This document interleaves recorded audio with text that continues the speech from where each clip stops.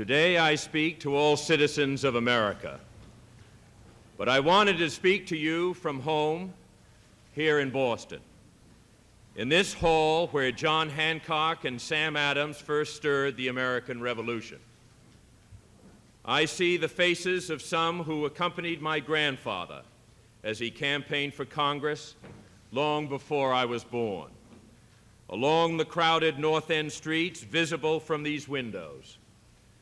When I was 6 years old, he would walk with me through this neighborhood he loved, down Ferry to North Street, and then to Garden Court, where my mother, Rose, was born.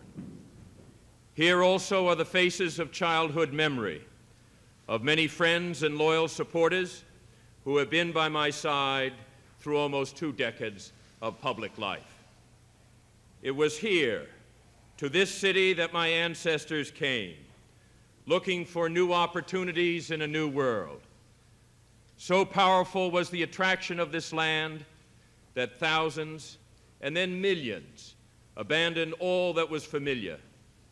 They made the perilous journey across the sea, seeking a brighter destiny on a distant continent. Every generation has struggled to preserve the old dream against new dangers, and now it is our turn.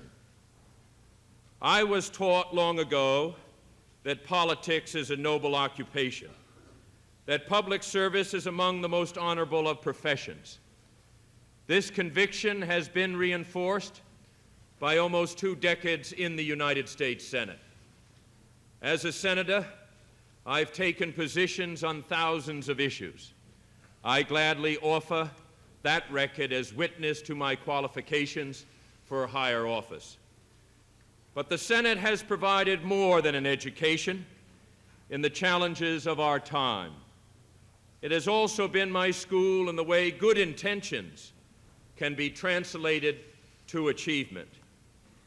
There I have learned the necessary ways of persuasion and conciliation.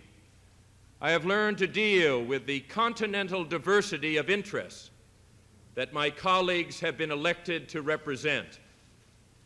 Fishermen in Massachusetts and farmers in Iowa, construction workers in California and small business men and women in Pennsylvania, oil workers in Texas and timber workers in Alabama.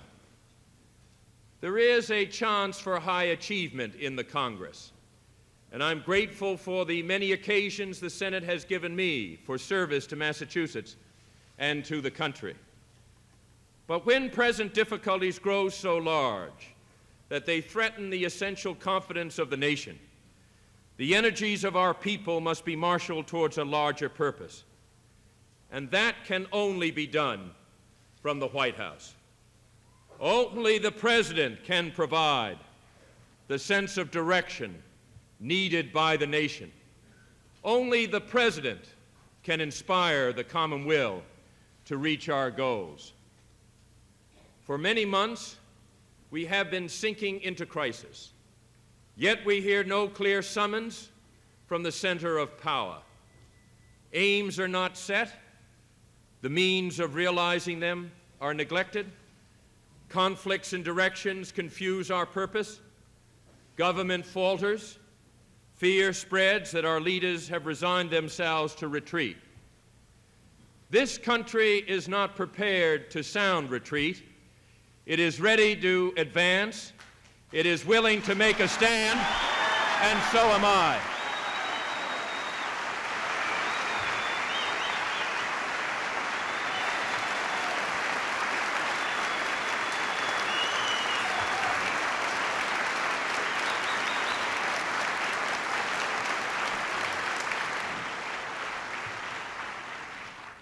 And therefore, I take the course compelled by events and by my commitment to public life.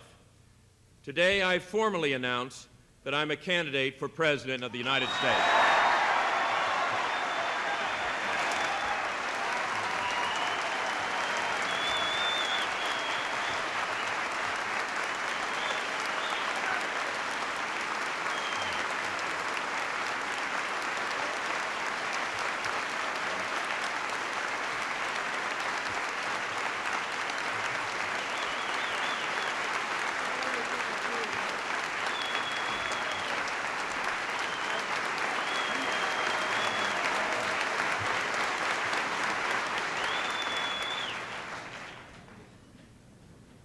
I question no man's intentions, but I have a different view of the highest office in the land, a view of a forceful, effective presidency in the thick of the action, at the center of all the great concerns our people share.